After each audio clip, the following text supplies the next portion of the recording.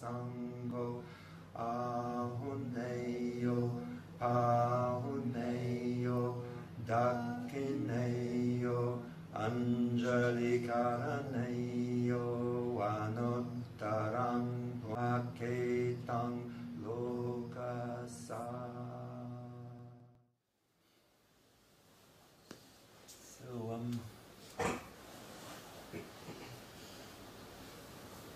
when my visit was being arranged, we had some discussion about what would be appropriate for me to talk about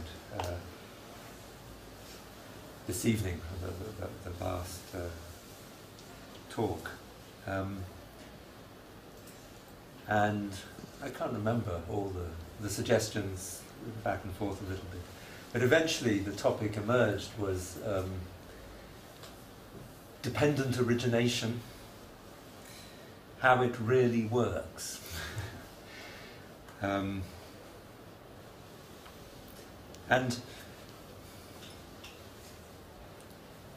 this in some ways sounds like kind of quite a straightforward topic. You have the 12 links, we can talk about the 12 links and so forth.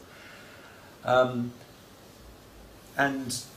you know, I sort of think, well, I more or less know how dependent origination really works. I can say something about that. And then I was reminded of this discourse, this sutta in the Digha Nikaya, Mahanidana Sutta, which in the Pali Canon, in the Digha Nikaya, these long discourses, the Mahanidana Sutta is perhaps the principal sutta of the Buddha, where dependent origination is explained. There's an exposition of dependent origination is explained there.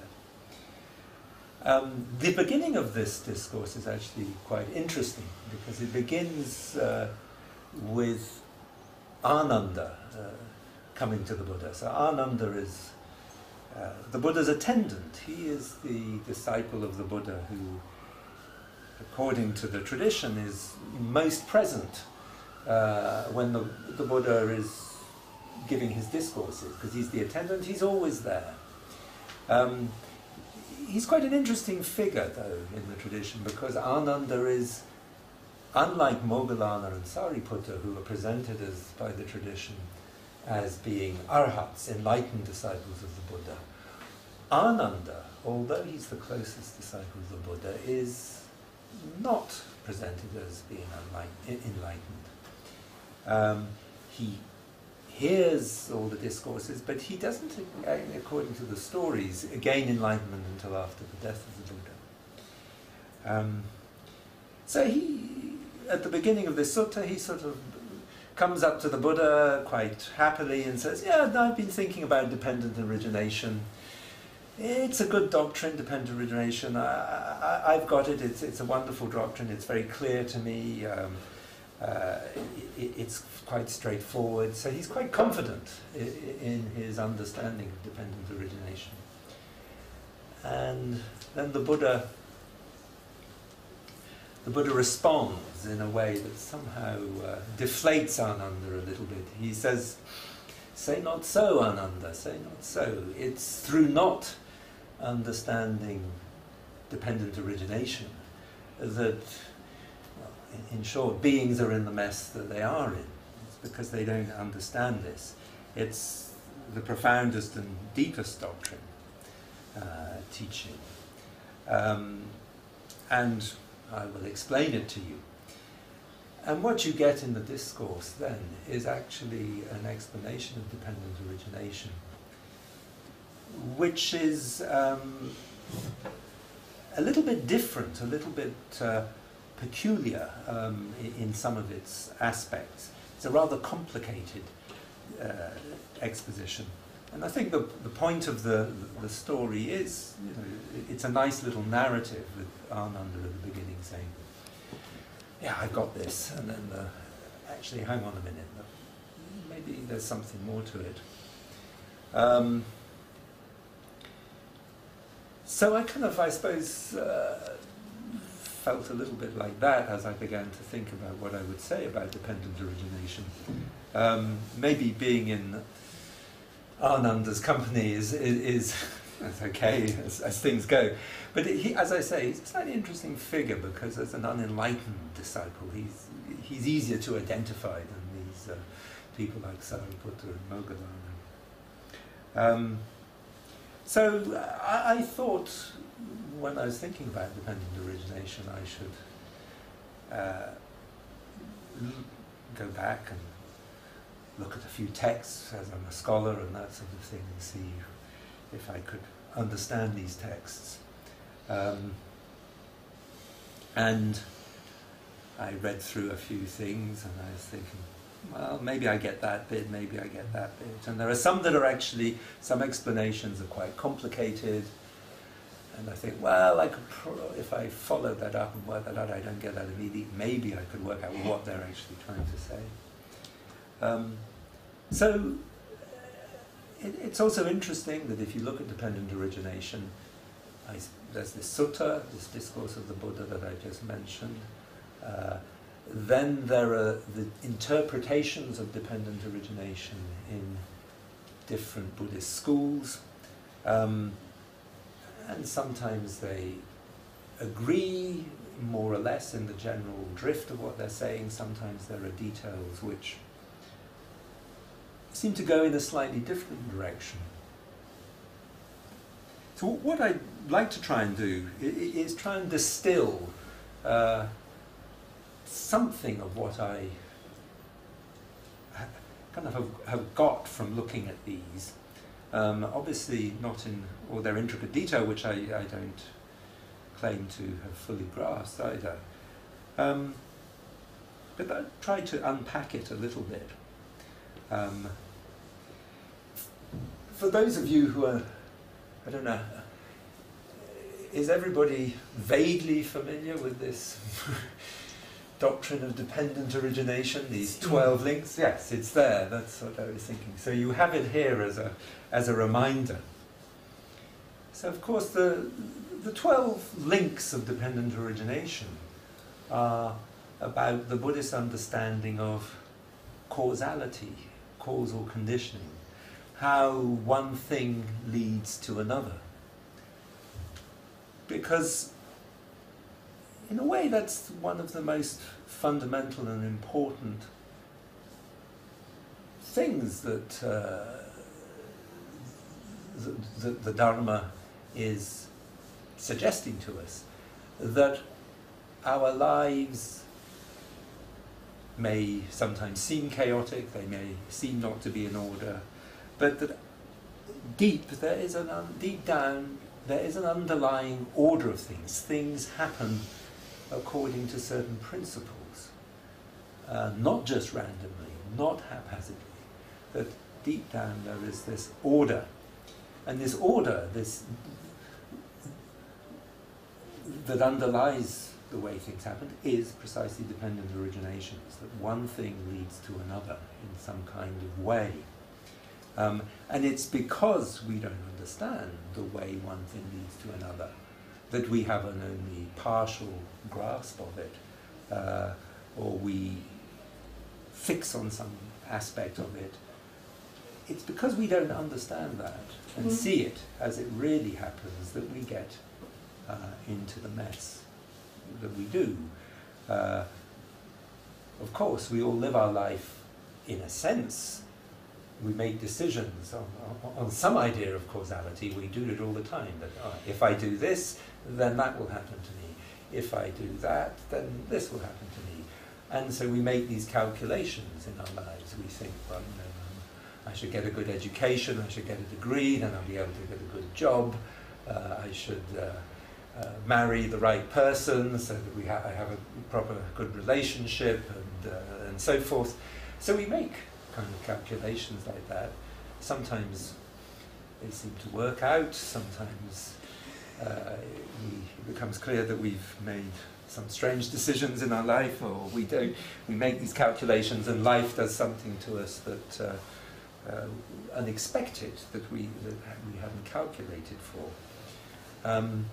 So this is meant to be the real way, the underlying way things actually work at a deepest level, and that we need to somehow try to begin to see that.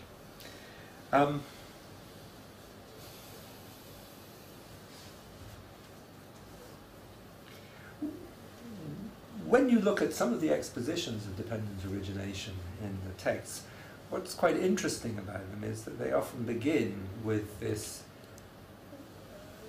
important point, I think, that nothing arises from a single cause, and no cause has just one effect. So that's an important thing to grasp when beginning to approach causality. It's very convenient to kind of see A leads to B, leads to C, leads to D, this kind of linear progression. But at the heart of the Buddhist understanding of causal condition is this axiom that actually when something happens, there are all sorts of conditions that have come together to produce that particular effect. And that effect also spans out and has lots of other secondary effects. So we have this very complex network.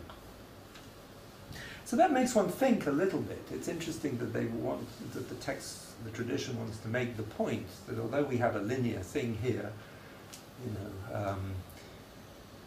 ignorance conditions, formations condition consciousness, consciousness conditions name and form, or mind and materiality, materiality conditions the six senses conditions contact, and so forth. Although they give us this linear progression, they're very clear that this is a way of looking at causality, a way of beginning to get at what is important in the way things work. So the tradition then tells us that the particular causes, beginning with ignorance, formations, consciousness, and so forth, these particular conditions are picked out because they are not the only causes, but they reveal something of the underlying causal structure of how things work. They're sort of principal or important causes that will help us begin to understand what's going on in our lives. So, let's say something a little bit about the first one. So the first one, the first link in this chain is ignorance.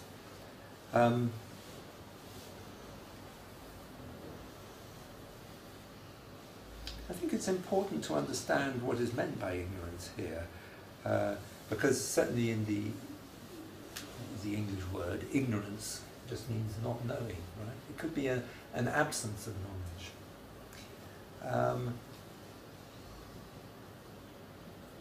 But the tradition, again, is very clear about what ignorance is. It's not a mere absence of knowledge. It's not that you just don't have the knowledge that you need to get it. Ignorance is actually, there's something willful about it.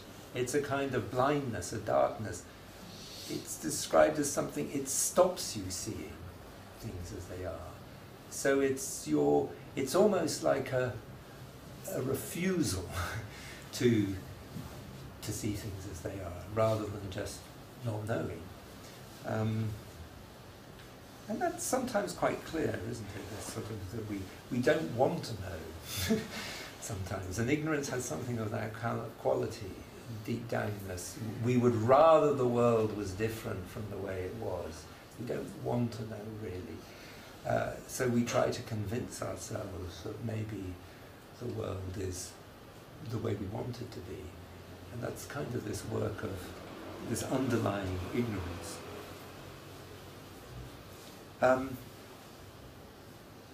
And I suppose putting it first is sort of making the point that that kind of refusal or reluctance to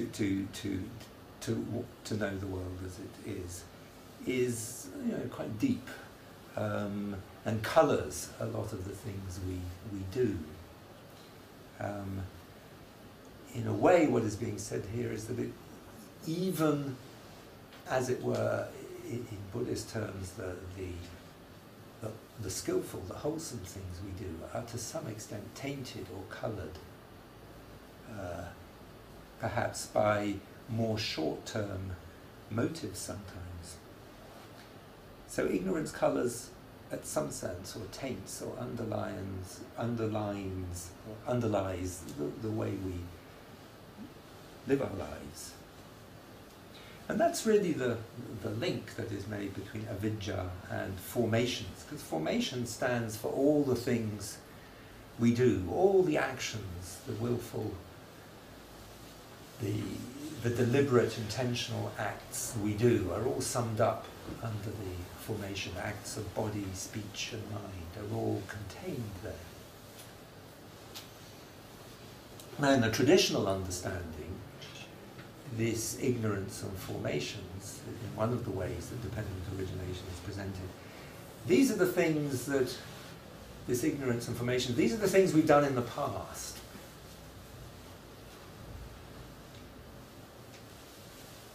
In fact, not even in this life, in the traditional understanding. So these first two links refer to something that happened long ago, before you were who you are now. Now, some people like the idea of rebirth and immediately respond to it. Some people are troubled by it and think that this is perhaps part of Buddhism's cultural baggage, if you like, and that we can no longer carry that baggage and we should put it down.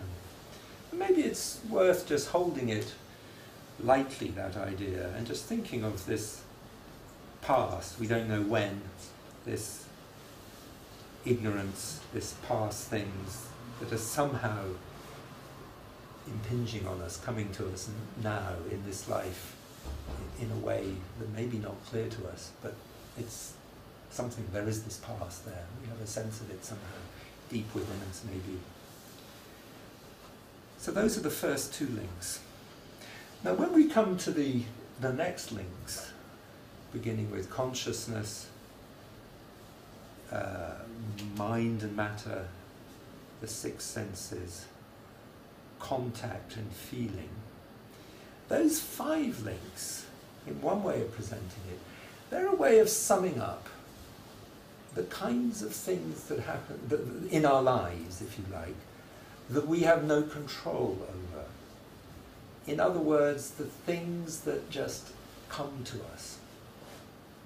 Now, according to this way of looking at it, they come to us because of ignorance and past actions. There's certain things in our life just come to us. We can't do anything about them, really.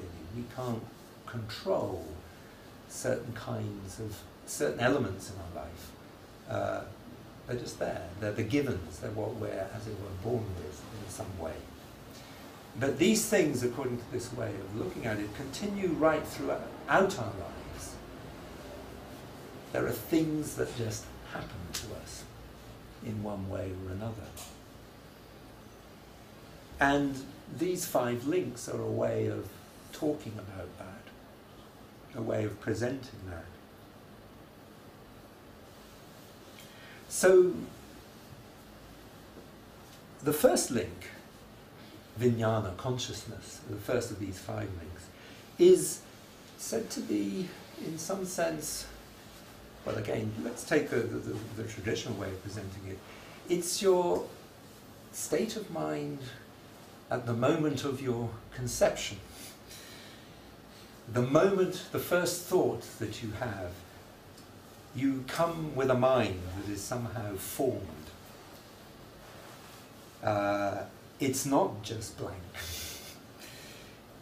in some way. There is a state of mind that you are conceived with, born with.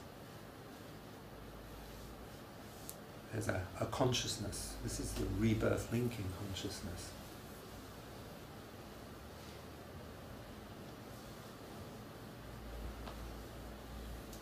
But whatever we think about rebirth, it's sort of getting at this idea that somehow you begin with something that is not of your choice exactly, but it comes to you at the beginning of the life. Of course, what this is telling you is that to some extent you have you have made that, because it's conditioned by something from the past. At some level, it is the result. But not only is there this consciousness that you have at rebirth, throughout life, there are various experiences that you have, there are consciousnesses that you have. And these, according to the traditional way of looking at it, this is the basic world that you experience. You don't have a choice about it. So the basic sense world that you see is the result. It's in that sense, you don't choose it exactly, it comes to you. So it's the result. So what you see, what you hear, what you smell, what you taste, the bodily sensations that you have, at the basic level, they just come. You don't decide exactly to have. I mean, so when you look around this room, before you came here today, you didn't make a decision, I will come to this room and I will have a predominantly visual experience of white and grey and whatever, and then visual experiences of green t-shirt and whatever. You didn't decide to see all the colours and have all these visual sensations tonight. But you arrive here and that's what you're getting. And according to this understanding, that's what happens, they just come. At that level of just colours and shapes, as it were. Of course, immediately you see colours and shapes, your mind adds to that. But at the basic level of these sense perceptions, this is what vijnana is. You're experiencing certain types of consciousness. So, certain colours, certain sounds, certain smells, tastes, bodily sensations. They're the kind of giver of the world. And this is what this first link refers to in one way of it being presented. All that comes to you in life in terms of raw, basic experience.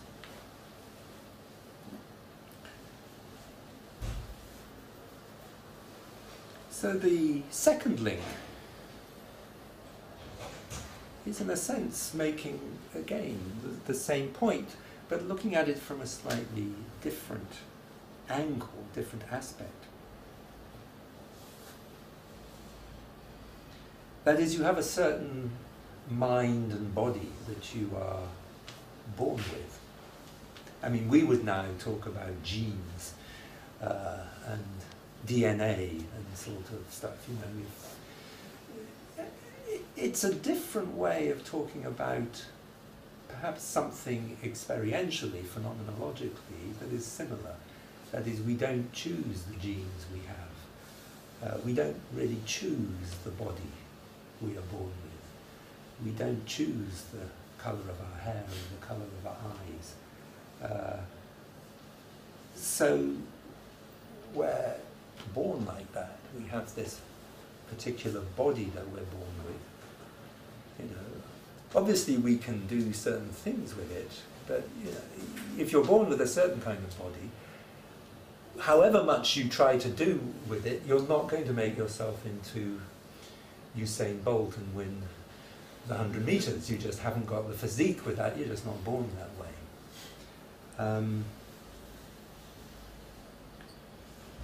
So that's one aspect of it. But you're also born, this is mind and materiality, you're also born with a certain kind of a certain mental capacity as well, certain, you know, that just is there.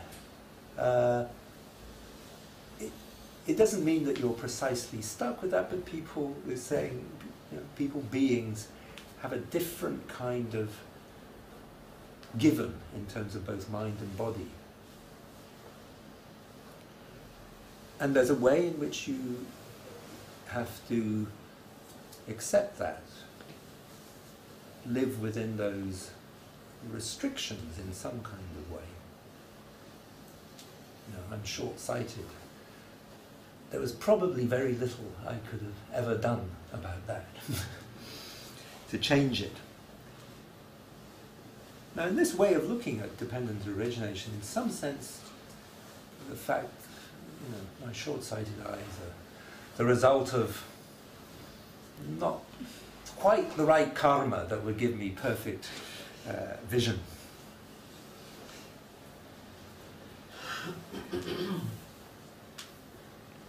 I was probably a scholar in a previous life and spent too much time looking at texts. You know, habits sometimes cross lives.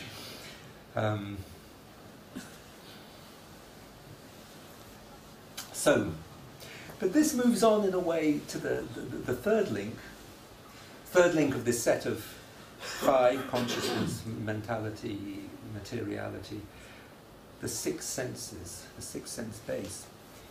I mean, this is pointing at something, again, that's a bit more specific, that I've just been talking about my eyes. That's the way my eyes work. So that you have certain sense faculties that you are, again, born with. Some people have better eyesight than others. Some people have better hearing than others. Some people's eyesight lasts longer than others. Some people's hearing lasts longer than others, and so forth. So that there, again, the basic sense base is a given in some kind of way throughout our lives.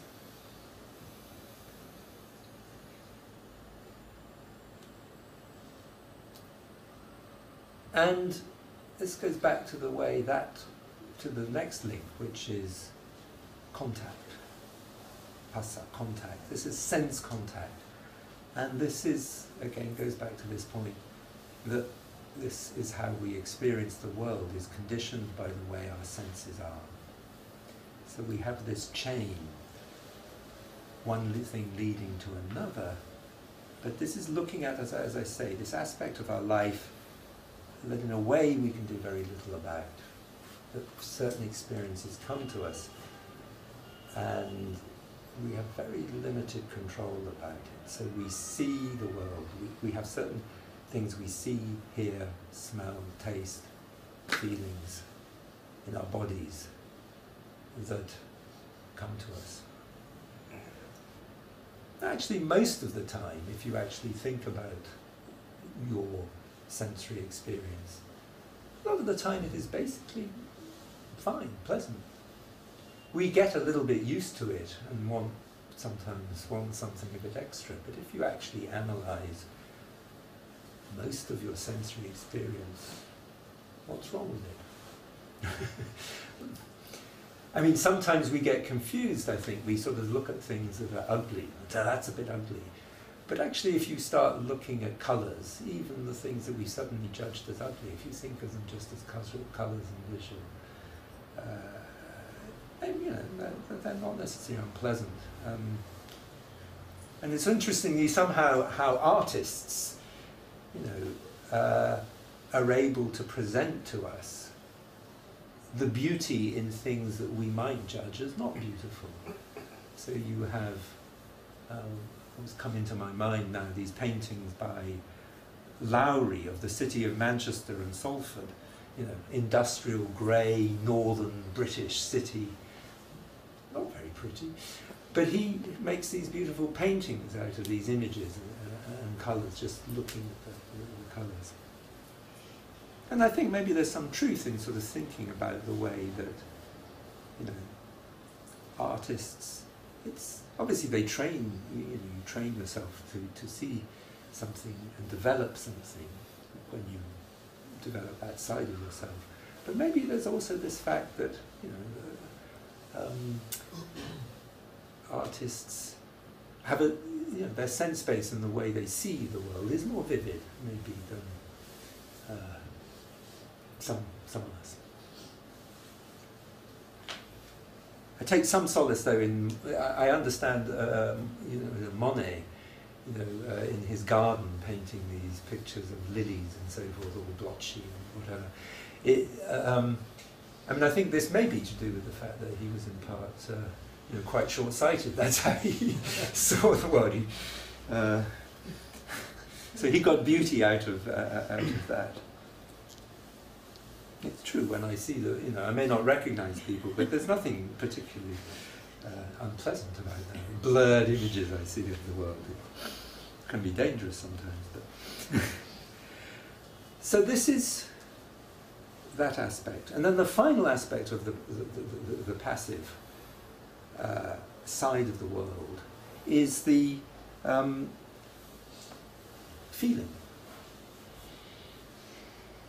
So at some basic level, the pleasant, unpleasant, and neutral feelings, the sensations that come to us, again, they just come to us. We can't control the pleasant feelings that we are going to have at some level. They just arise and disappear. That's not that all feeling is like that, but there is an important dimension of feeling. That's what is being said here. Largely the basic sort of, if you like, sensations in your body, you might say, but other feelings as well. We have just come to us.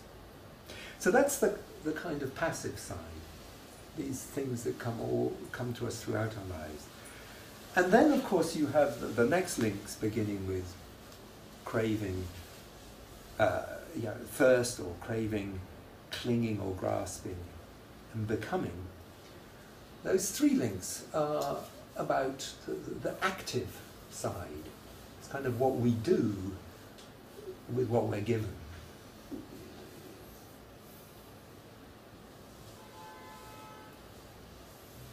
And it's very, one level, quite simple, obviously.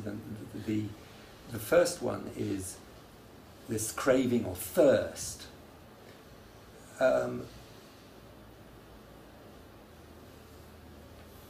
the way the mind is very quick to shift to this throughout our lives. As soon as we experience something that we like, this craving, so this feeling arises, and if it's a pleasant feeling, we want it to continue. So this thirst, this craving arises, and we want it to continue and to continue and to continue. And when it goes away, this craving for it to come back arises.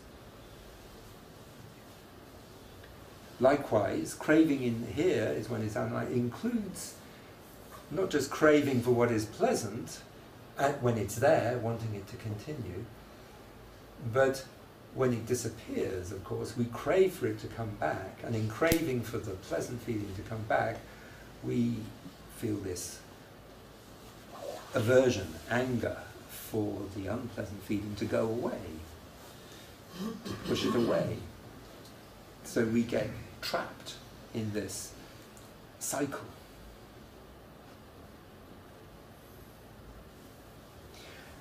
And the next link is a kind of continuation of that. I suppose the point about craving is that it is largely sort of unthinking. You know, it's a sort of reflex response. Grasping is more when we, if you like, almost start becoming aware of it and trying to make decisions and calculations and saying, this is what I want. If I behave in this way, I will get that. So we try to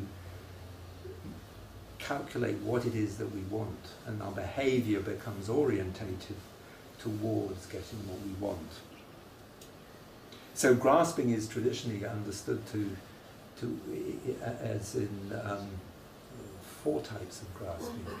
I mean, there is the simple grasping, grasping for the objects of sense desire, the objects of the senses. So this is the kind of grasping, you know, where I was talking at the beginning, where we make calculations. Well, you know, that if I do this, I will be in a position to get a nice job, money, get a nice car, get a nice house, get all these nice things, and so forth. So that's grasping at those things. But there's also other interesting types of grasping. Grasping at view and grasping at precept and vow, which are quite important, I suppose, in a religious context, but also in religious and political contexts. You know, the way that we live our lives thinking, this is the right, well, let's take precept and vow, which is really about saying, this is the right way to live. And if I live like this, you know, I will get what I want, the world will be a better place. And if everybody lived like this, everything would be better. This way that we fix on things. And sometimes it begins with something that's quite sensible. But you see it sometimes in the way that things get, you know, even I mean, one example, it's a bit of a delicate one perhaps sometimes, you know. I have a lot of sympathy with the environmental movement, looking after the environment and these kinds of things. But it's very easy, isn't it, for that to slip into a sort of anger with people who don't conform to the way you think they should do. You know, when you see someone not recycling, you know, I see my wife sometimes, she doesn't put the stuff in the right recycling bin. I say, you should put it, you know, and you very quickly, and that can shift quite quickly into something, you know, sometimes it's just playful, or it's okay, it doesn't matter if it passes, but sometimes people get quite worked up about it, and it can shift into something that becomes a bit nasty. So we have to kind of watch that level of grasping, I think.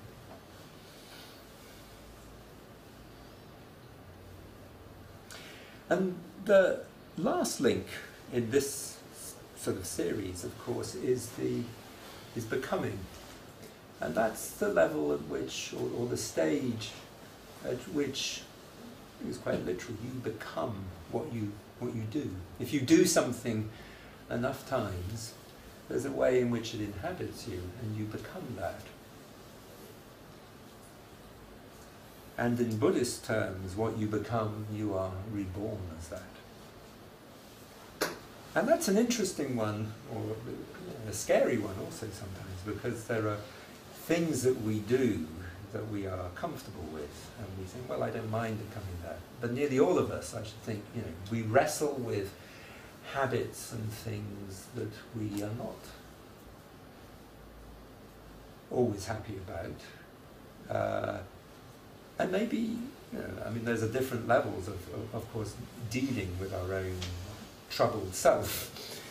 It's appropriate to be gentle with it, but it's also, you know, we have to reflect that we try to, you know, to cultivate doing repeatedly things that we are comfortable with, happy with, because we do, as it will, become what we do. And so this is where the link comes. We become something, and then we are born, and then the whole process starts again. Old age and death. Thus it goes, in this way is the arising of this whole mass, or mess, I'd like to say, of suffering. Just want to, that's one aspect of how this works. one presentation. But the tradition is very clear that there are a number of different ways to understand this, because this, after all, is the fundamental process that makes everything work. So it exists not just on this kind of macro level in a way that I've described, but it exists at other levels.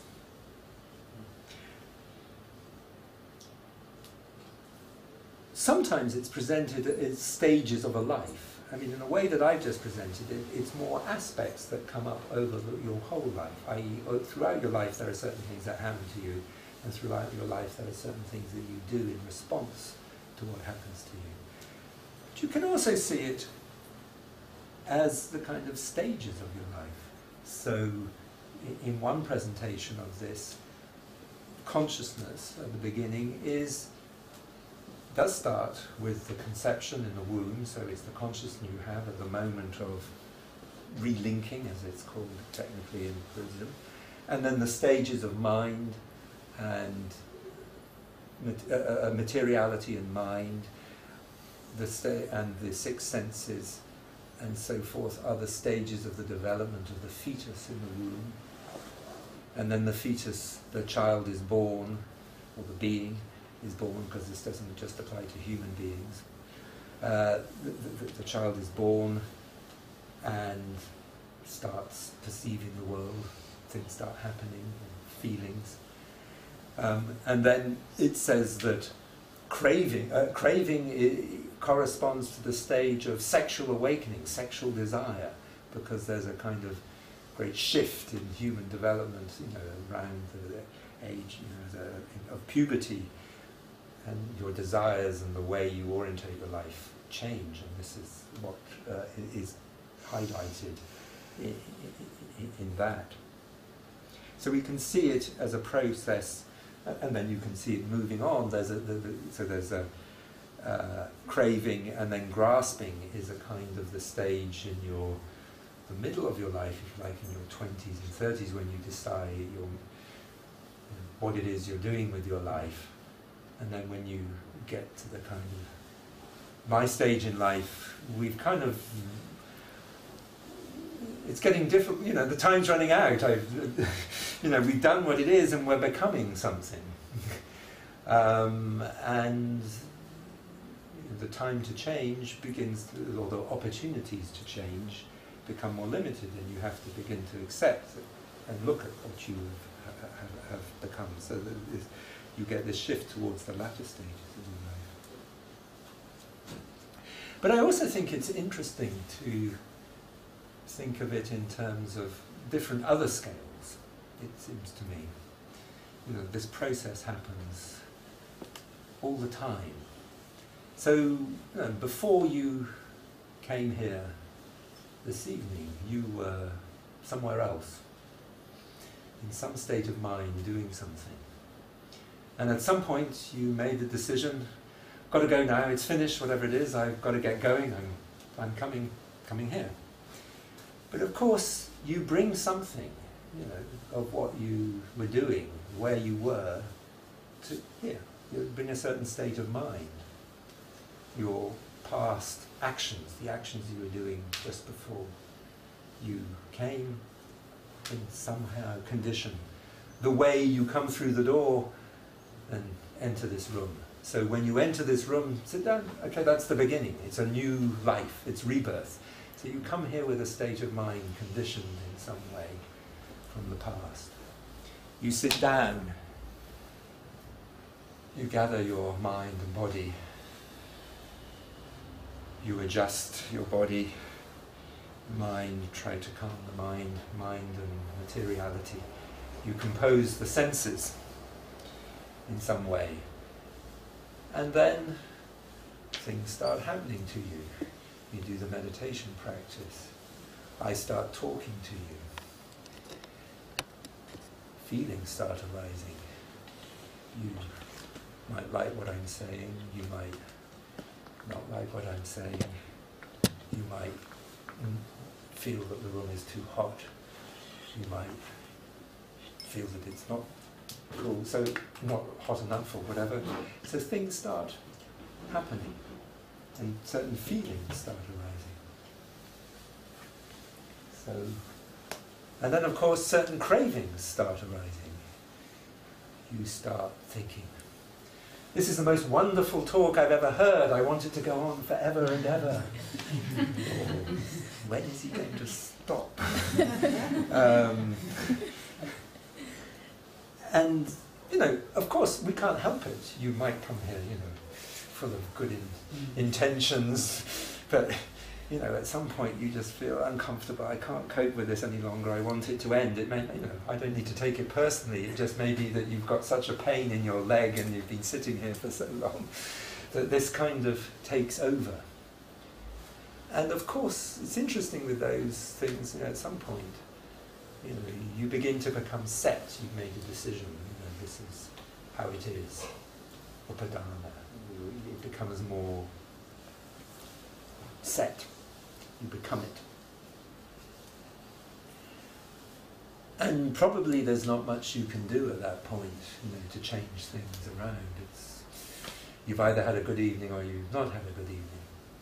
Though it is a little bit like life. In the ideas of rebirth, I was talking about this in another talk the other day, that actually, of course, maybe even at the end of something, sometimes something happens that actually changes your view, even though things are becoming set in some kind of way. You can make a last, or something happens that switches things, but things become something.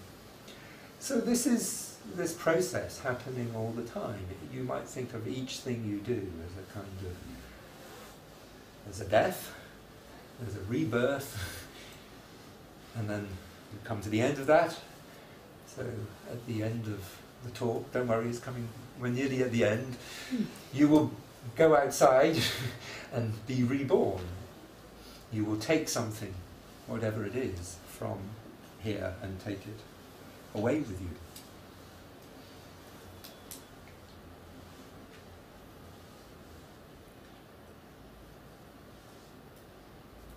And in the most radical way of presenting this, this process is momentary. So in what is said is that in every moment you die, you're reborn, you live a life, and then you die again. So each moment is a death, life, death, is a rebirth. Which again is quite interesting because it actually, at one level we might be a little bit oppressed by this dependent origination. But when we actually think of it as momentary, it actually means that almost in every moment there is some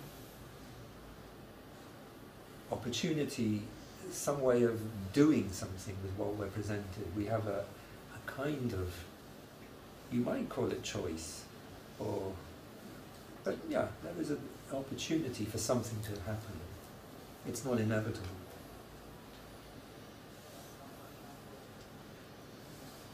And this is, to finish on that point, very important. The dependent origination, dependent arising,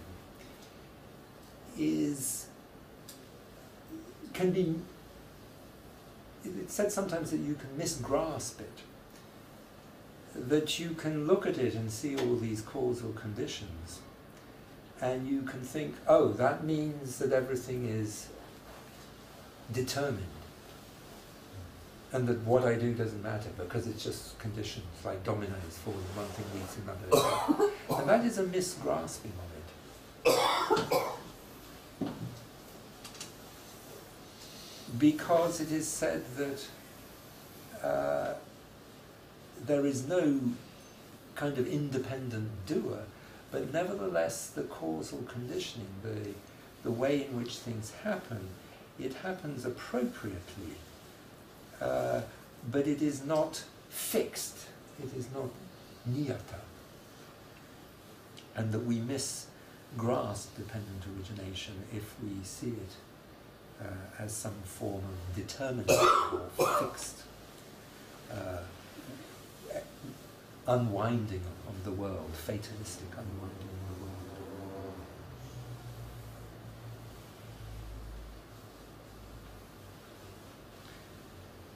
So, I think I've been talking for long enough, so I think I will stop there, and we have some questions or discussion. Yes. Hi, thank you. I have two questions. They are linked. So, you mentioned a division between Vedana and craving, the passive and maybe the active. And so the first question is, does craving is active? Or, because you also mentioned it's a bit like a reflex. And the second question is, where in your opinion is our place to change, or where is our responsibility in which part of the link?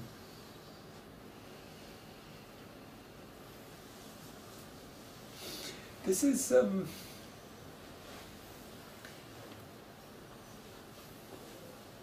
an interesting and difficult area. I think, what is... Sometimes I think we get misled by the idea of free choice, free will. Because there's a way in which you might say, or what Buddhism is saying to us, is that we're not free, in a way. If we were free, we wouldn't have anything to do. Buddhism is liberation. It's precisely telling us that we're not free. And we're not free because of this ignorance and craving and conditioning that is working on us all the time. So we're trying to learn how to act freely. We're trying to be liberated from this. So these things like craving, so there's the feeling is the passive side. Craving is the new action. It is a kind of reaction to that.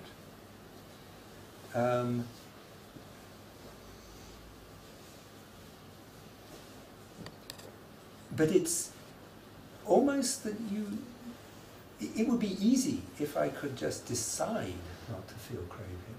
Life would be very easy. That's the problem. I can't decide that. I can't stop it even if I want to. And I suppose what is being said, this is to give my rather rough practical answer to the question, is that you can't stop this craving just by decision. So what can you do? You try to see it more clearly. You try to see it happening. And when you see it happening, somehow, the more you see it, the more you begin to realize that it's actually not helping you. And it stops. It's this kind of idea of seeing in some way. And the way you see it is by, I would say, this samatha vipassana, that you try to, first of all, make the mind clear, because our mind is unclear, cluttered. And you can make the mind clear, and the clearer the mind comes, the more you have the opportunity to see something clearly. And therefore, it's about that in some way, I think. What you can do is, in a way, very simple. And I suppose that's the good part about it, because stopping craving is hard. But you can do something more simpler than that. You just have to try and stop the mind. That's begin to stop it. That's how I would sort of begin to approach that.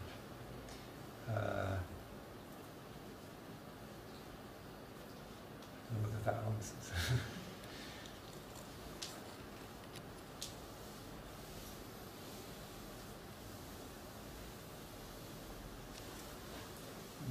Why is Vijnana before Namarupa?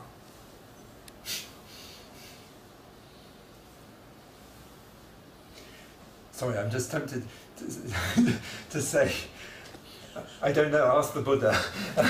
No, I'm not being facetious. No. I mean, it's a good question. I'm saying that because I'm not sure. I'm not sure that I've thought about it and can come up with an immediate answer.